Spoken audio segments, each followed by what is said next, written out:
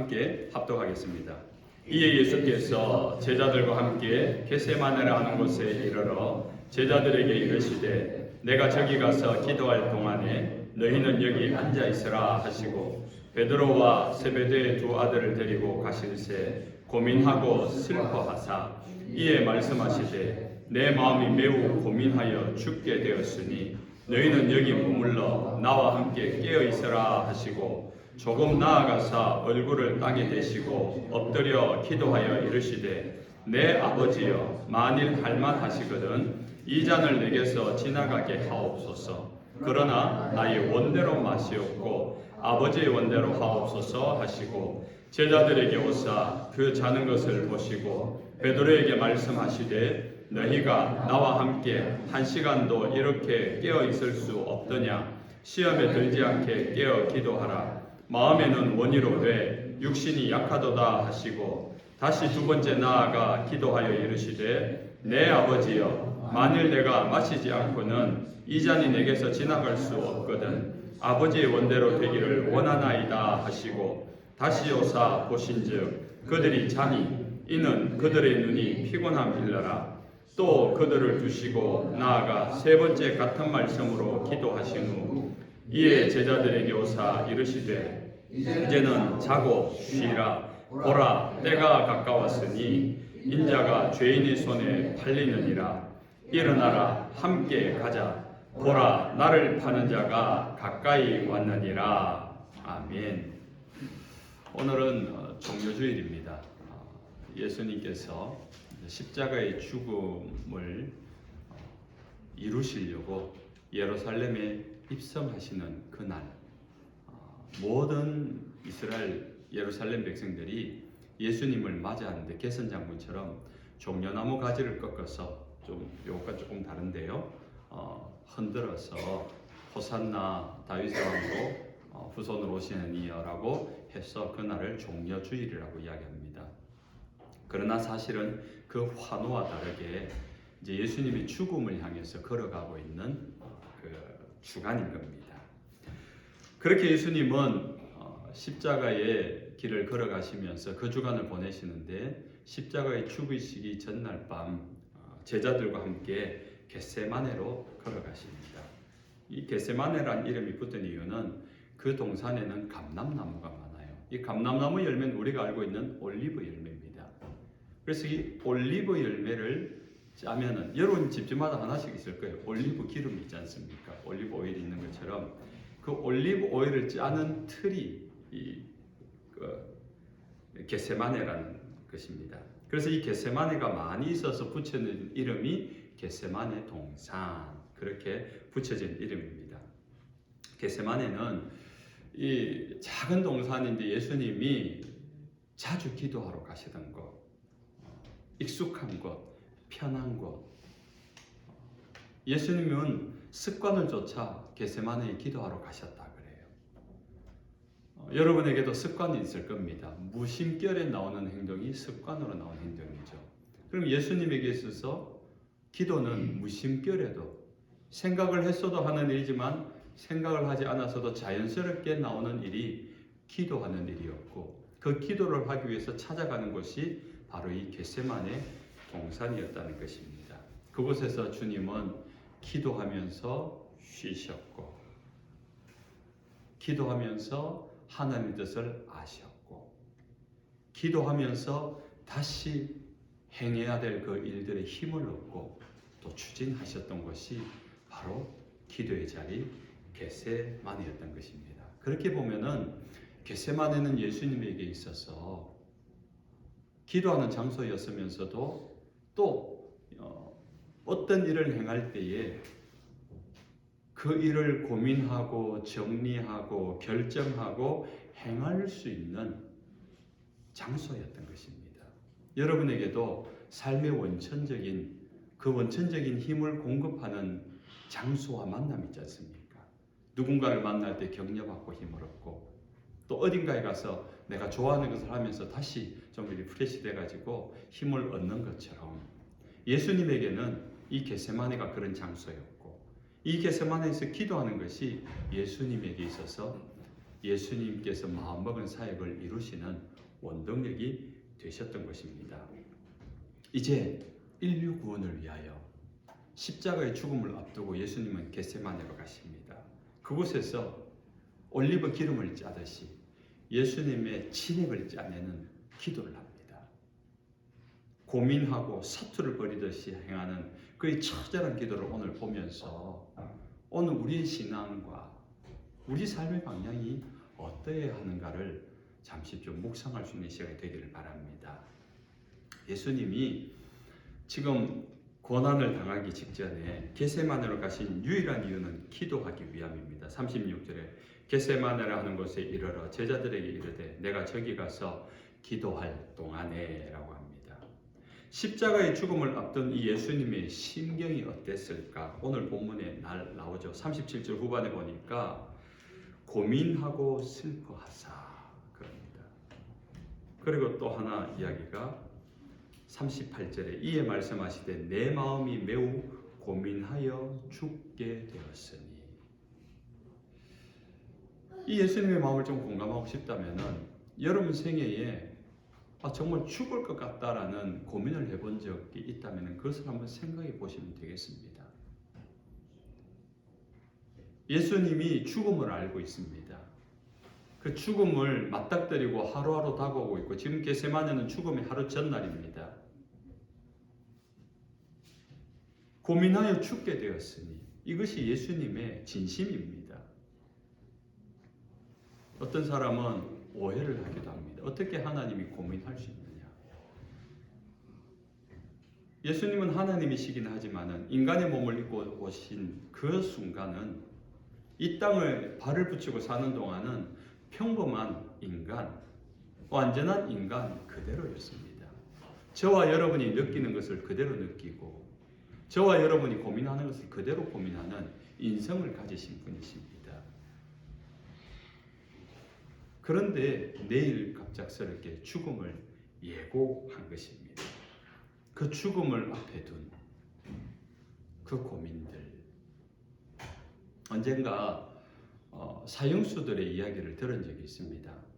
사형수들의 마지막 사형을 앞두고 그들이 어떻게 하는가를 하니까 하루 전날에 마지막 가족들과 접견을 허락해 준답니다.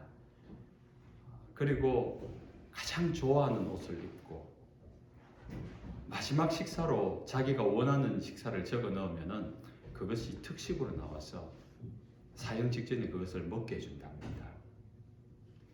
그리고 여자 사형수들은 가장 예쁜 옷 그것을 입고 화장을 한답니다.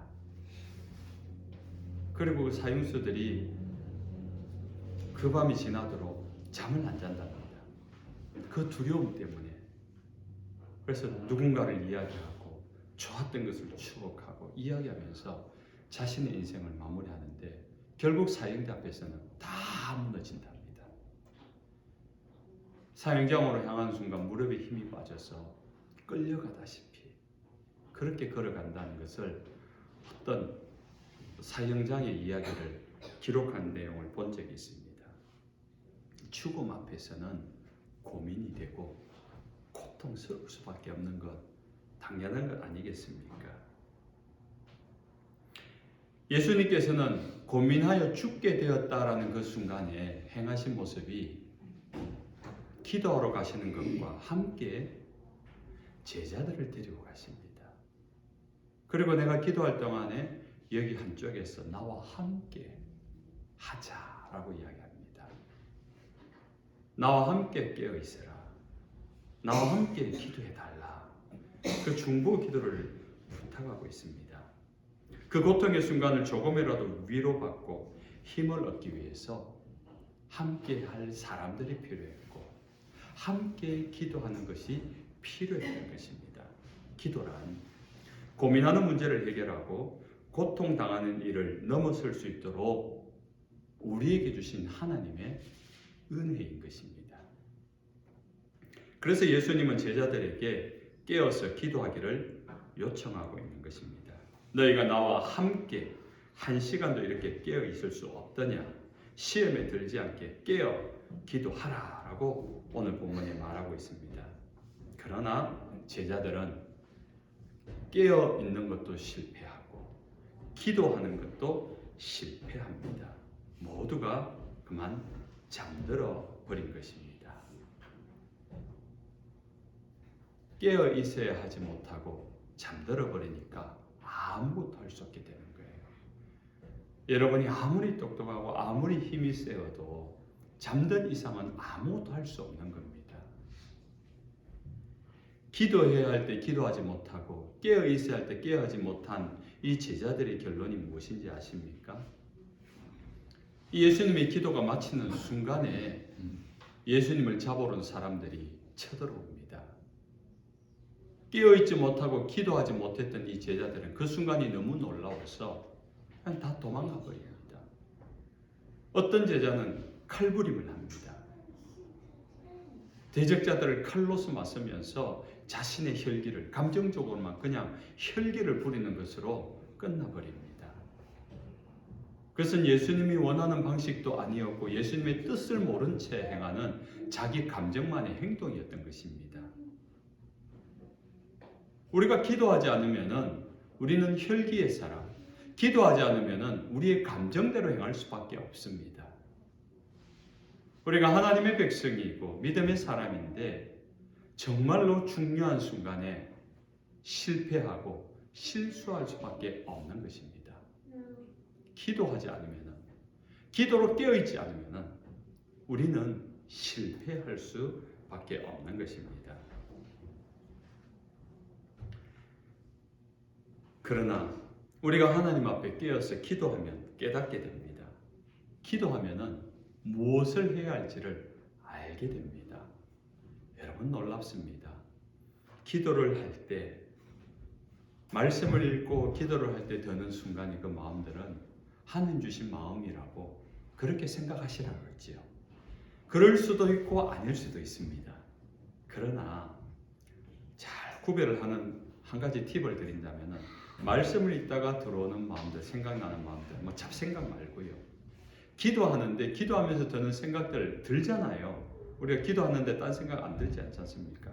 근데 기도하는 가운데 불현듯 드는 그 마음이 누군가를 해치고 쓸데없는 생각, 내가 죄 짓는 생각이 아니라면은 성령님께서 주시는 마음이라 생각하고 순종해 보시라 했습니다. 맞을 수도 있고 아닐 수도 있습니다. 맞을 수도 있고 아닐 수도 있기 때문에 나쁜 일이 아니라면 행해보는 겁니다. 이것이 하나님 주신 마음이라 여기면서. 그러다가 그것이 하나님의 뜻이 맞다는 것을 확신할 때가 옵니다. 그런 일들이 한 번씩 두 번씩 생겨납니다. 한 세 번쯤 그렇게 행동했는데 아무것도 아니었는데 한 번은 그것이 하나님이 예비하신 것이라는 것을 발견할 때가 있습니다. 그럼 여러분은 얻는 게 많습니까? 잃은 게 많습니까? 두 번, 세 번은 쓸데없는 짓을 한 것 같으니까 잃은 게 많은 것 같습니다. 아닙니다. 기도하면서 드는 마음이 하나님의 뜻인가라고 생각하며 순종한 여러분은 두 번, 세 번도 헛된 일을 한 것이 아니라 주님께 순종한 것입니다. 그렇게 하나님의 음성을 들어가는 겁니다. 그렇게 하나님의 뜻에 익숙해지는 겁니다. 그렇게 하나님의 뜻을 순종하면서 이루어가는 훈련을 하게 되는 겁니다. 무슨 일이든지 우리가 한 가지 일을 반복하게 되어지고 익숙하게 되어지면 분별하기 쉬워집니다. 저는 미국에 온 지 얼마 안 되니까 영어를 잘 못합니다. 그래서 영어 공부를 이렇게 하다 보면은 저는 있는 문장을 쭉 읽습니다. 근데 영어를 잘 아시는 분이 말을 해요. 목사님 지금 영어를 모르고 읽고 있다고. 영어를 잘 하시는 여러분은 다 알 겁니다. 그게 뭔가 하니까 쉬어야 할 때 쉬지 않고 읽는 거죠. 끊어야 할 때 끊지 않고 읽는 거죠. 똑같은 영어로 쭉 읽어 나가는데 영어를 다 알고 있는 여러분들은, 노련한 여러분들은 이 사람 읽는 것만 봐도, 말하는 것 봐도 영어를 할 줄 아는 사람이구나, 못하는 사람인가를 분별해내듯이 우리가 하나님께 기도하고 하나님 뜻이라 생각하며 행하다 보면은 점점점 익숙해집니다. 그래서 기도하다가 드는 생각이 어느 순간에는 이거는 잡생각이야. 아, 성령께서 지금 말씀하고 계시는구나. 하나님의 음성이구나. 점점 빈도가 높아집니다. 점점 선명해집니다. 그것은 하루아침에 되는 것이 아닙니다. 은사를 받아서 갑자기 천둥과 같은 소리로 하나님의 에코가 들어간 목소리로 들어라. 이것은 여호와의 말씀이 니 이렇게 하지 않는다는 거예요. 성령 하나님은 늘 우리 곁에서 일상 가운데 들려주시는 음성이 있습니다. 거기에 익숙할 수 있는 저와 여러분 되시길 주님의 이름으로 축원합니다. 그러기 위해서는 기도하는 데 익숙해야 됩니다. 깨어 기도하는 것은 쉽지 않은 일입니다. 그러나 깨어 기도할 수만 있다면 여러분의 생애는 놀랍도록 바뀝니다. 믿으시기 바랍니다. 그런데 깨어서 기도하는 것보다 더 어려운 일이 하나 있는데, 더 중요한 것이 하나 있는데, 그것은 어떻게 기도하는가라는 겁니다. 오늘 예수님의 기도 39절, 이 잔을 내게서 지나가게 하옵소서. 그러나 나의 원대로 마시옵고라고 합니다. 이 잔이 뭡니까? 주님이 십자가에 흘리는 그 피의 잔, 죽음을 말합니다. 내게서 비껴가기 원합니다. 그냥 지나갔으면 좋겠습니다. 이 일을 내가 안 하면 좋겠습니다. 이런 때가 있지 않습니까? 지나가기 원합니다. 너무 부담스럽습니다. 그러나 나의 뜻대로 마시옵고 아버지 하나님의 뜻대로 하옵소서. 순종하는 기도입니다. 예수님이 바라고 원하는 것은 십자가의 고난과 죽음을 비껴가는 거예요. 우리에게 고난이 예고되어 있다면 어떻게든지 피해갈 거 아닙니까? 막아볼 거 아닙니까? 도망가든지 숨어 있든지 똑같은 마음입니다. 예수님도 피해갈 수 있다면 그 고난을 피하고 그 죽음을 피하고 싶은 것입니다. 그러나 내가 바라는 대로 되지 않게 해달라는 기도입니다. 낯선 기도죠. 우리에게 굉장히 낯선 기도입니다. 어쩌면 내가 하나님을 믿는다라고 했지만은 믿음 생활하지만은 어쩌면 지금까지 단 한 번도 이런 기도를 안 해보신 분도 있을 겁니다. 내가 이것이 필요하고 저것이 필요하고 저것이 절실한데 내 뜻대로 마시고 주님 뜻대로 하옵소서. 내가 그 고난의 중심에 들어가게 하옵소서. 쉽지 않은 기도입니다.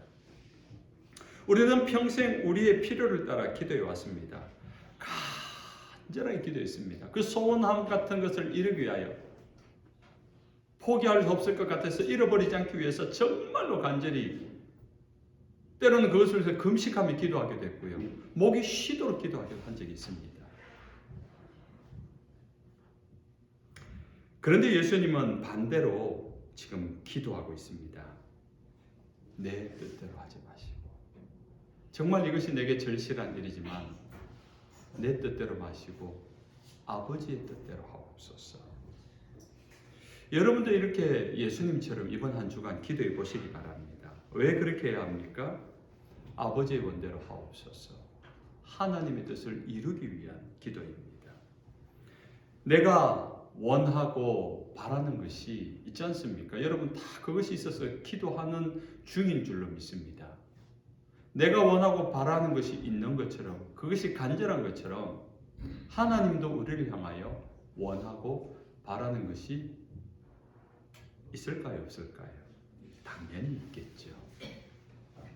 그런데 우리는 우리의 원함과 바람만을 구하다 보니까 미처 아버지 하나님의 원하고 바람을 안중에도 없고 모른 채 지나가는 경우가 너무 많은 거예요. 여러분이 자녀를 키우는데 부모는 동일한 마음 아닙니까?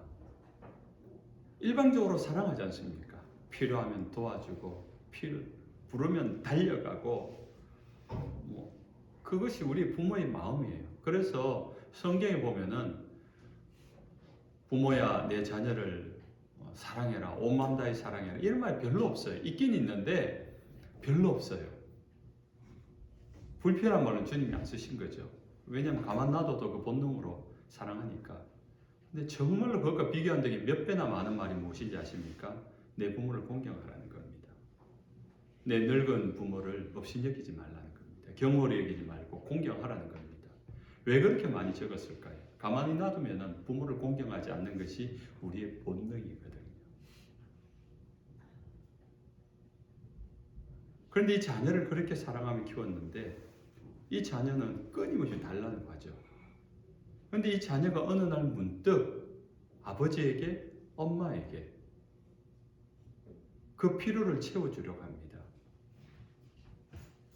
그의 연약함과 그의 허약함과 오히려 그 부모님을 담아내려고 하는 움직임을 볼 때, 그런 말 한마디를 들을 때 얼마나 감격스럽습니까?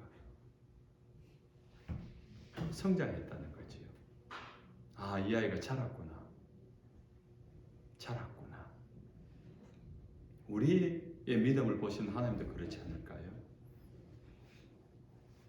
제 나이가 50이 넘었지만은 목사가 되었고 목회한 지 지금 30년이 넘었는데, 나이도 50이 넘었는데 끊임없이 주님께 주십시오, 주십시오, 주십시오라는 그런 목회할 수 있습니다. 그런 기도할 수 있습니다. 그것을 밤낮으로 기도할 수 있습니다. 그런데 그 기도를 하다가 어느 날 주님, 나를 쓰십시오. 나를 보내십시오. 내가 무엇을 할까요? 이런 기도를 한다면 하나님 좀 기뻐하지 않을까? 한번 해보자고요. 이번 한 주간 고난의 주간으로 주님이 우리를 위하여 그 십자가의 죽음의 길을 걸어가신 이 주간, 주님이 겟세마네 기도를 생각하면서 우리의 기도를 좀, 우리의 필요를 좀 멈추고 주님의 필요를 따라 하나님 우리를 향하여 원하고 바라시는 것이 뭔가를 생각하며, 주님, 나를 사용하십시오. 내 건강을 사용하시고, 내 시간을 사용하시고, 내 물질을 사용하시고, 내 마음을 사용하시고, 불편하고 수고롭고 애를 써야만 하는 그 귀찮은 일들, 주님께서 원하시는 것 내가 가겠습니다. 내가 그렇게 쓰임 받겠습니다. 특별히 기도하시면서 주님이 주신 마음이 있으면 그곳으로 찾아가시고, 헛걸음일 수 있습니다. 그러나 헛걸음은 아니죠. 적어도 여러분 주님을 생각하면서 주님께 순종하는 삶을 살았기 때문에 그 걸음을 주님이 함께한 걸음이 되는 줄로 믿으시기 바랍니다. 그래서 성령님께 반응하고, 주님, 나를 쓰십시오. 주님 뜻을 이루십시오. 지금 내가 무엇을 하기 원합니까? 이번 주간 내가 뭘 하기 원합니까? 물어보십시오. 끊임없이 물으시면서 주님의 뜻을 이루가는 저와 여러분 되시길 주님의 이름으로 축원합니다. 예수님은 십자가의 죽음을 눈앞에 두고 간절히 기도합니다. 그 기도의 모습이 누가복음 22장 44절에 예수께서 힘쓰고 애써 더욱 간절히 기도하시니 땀이 땅에 떨어지는 핏방울같이 되더라라고 합니다. 하나님의 뜻대로 하기 위해서 진액을 짜내듯이 기도합니다. 내 원대로함을 내려놓기 위해서 땀방울이 핏방울처럼 그냥 몸을 그냥 쥐어짜듯이, 진액을 짜내듯이 그렇게 간절히 기도하는 것을 3번이나 반복합니다.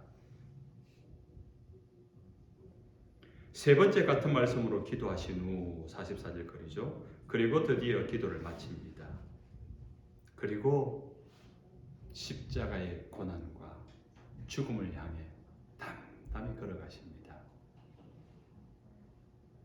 예수님에게서 가장 고통스러운 순간이 언제입니까? 십자가에 못 박혔을 때입니까? 아닙니다. 오히려 예수님은 십자가 위에 못 박혀서 창에 찔리셨지만은 육체적인 고통은 있을지 모르겠지만 오히려 십자가에 달린 그 순간 7가지 말씀을 우리에게 오히려 전해주십니다. 자기를 창으로 찌르고 못을 박은 로마 군병들조차도 용서하는 여유가 있으십니다. 우리는 생각하기에 십자가에 못 박힘과 창에 찔려 피 흘려 정말 탈수 증상으로 점점 심장이 터질 듯한 죽음을 향해 가고 있는 그 순간이 고통스러울 것 같지만 오히려 주님은 평안하셨습니다. 적어도 예수님의 생애의 기록을 보면은 가장 고통스러웠던 순간은 이 겟세마네 순간이라고요. 내 의지, 내 원함을 꺾고 주님 뜻에 순종하기 위하여 나를 주님 앞에 쳐서 복종시키는 그 순간, 그게 가장 고통스러운 순간이에요. 내가 고민하여 죽게 되었으니, 내가 고민하여 슬프니, 주님의 입에서 나온 말입니다. 그런데 십자가에서는 그 이야기가 없습니다. 오히려 자기 어머니 마리아를 걱정해서 요한에게 보라 네 어머니라 맡깁니다. 얼마나 잠잠하십니까? 저들이 하는 것을 저들이 알지 못합니다. 용서해달라고 기도합니다. 그리고 평안 가운데 다 이루었다 하시면서 숨을 거두십니다. 그게 고통이 느껴지십니까? 우리가 기도해야 되는 이유가 여기 있습니다. 아무리 고통스럽고 충격적인 일이 기다리고 있다 하더라도 그 앞에서 우리가 기도에 성공할 수만 있다면 그 충격도, 그 고난도, 그 고민도, 그 고뇌도 담담하게 받아낼 수 있는 겁니다. 주님이 겟세마네 동산에서 이 제자들과 함께 깨어서 기도하라는 것은 이제 주님이 당신 그 고난과 그 죽임이 그 다음 순서가 이 제자들이기 때문에 그럼 그 죽음의 고난과 공포스러움 앞에서 이 제자들은 어떻게 하겠습니까? 뿔뿔이 흩어질 것입니까? 기도에 실패하면 뿔뿔이 흩어질 수밖에 없는 경험을 가지고 있죠. 그러나 예수님의 죽으심을 보면서 예수님의 기도하심을 보면서 제자들은 배우는 것입니다. 비록 그때 겟세마네에서는 실패했지만은 부활하신 주님을 만난 이후에 그 믿음이 회복되고 사명이 회복된 제자들은 가장 먼저 한 일이 무엇입니까? 모여서 마가의 다락방에서 기도했다는 사실입니다.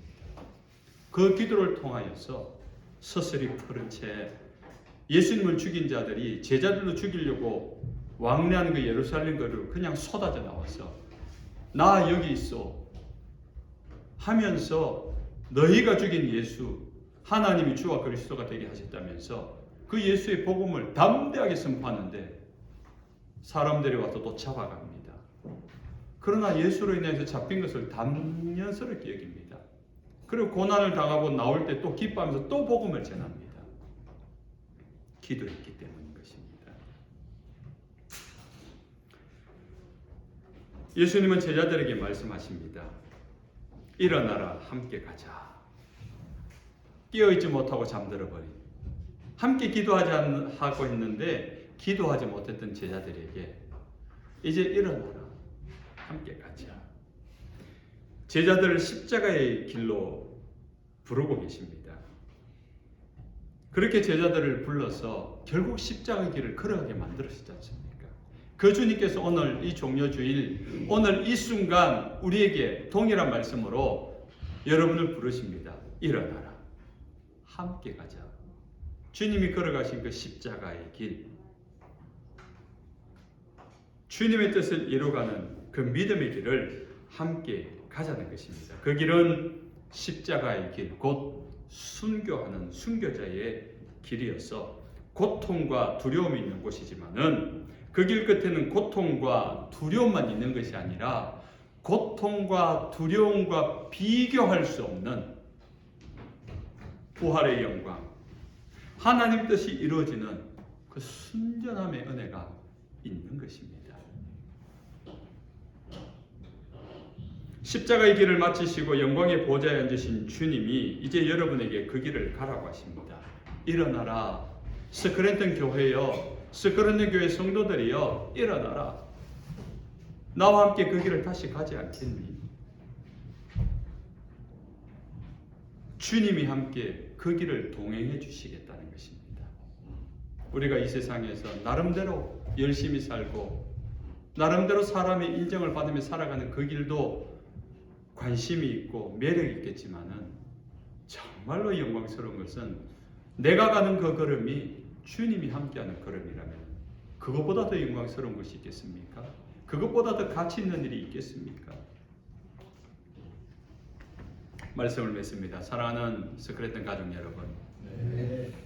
오늘 이 자리에 혹 마음에 고민이 있고 슬픔이 있고 또 기운이 빠져서 낙심한 채 이 자리까지 겨우 나온 분이 계십니까? 그럼 주님이 부르십니다. 일어나라고 하십니다. 그리고 다시 주님이 함께 가시겠다고 합니다. 그런 주님의 음성을 듣고 일어설 수 있기를 바랍니다. 그리고 다시 믿음의 길을 시작할 수 있기를 바랍니다. 우리에게 행하신 주님의 그 깊은 고민을 넘어서는 진액을 쥐었지 않은 겟세마네의 기도를 생각하시면서 주님 앞에 여러분의 기도가 다시 시작된 한 주간이 되시고 주님이 걸어가신 십자가의 길을 다시 한번 믿음의 길로 걸어갈 수 있는 저와 여러분 되시기를 주 예수님 이름으로 축원합니다. 아멘.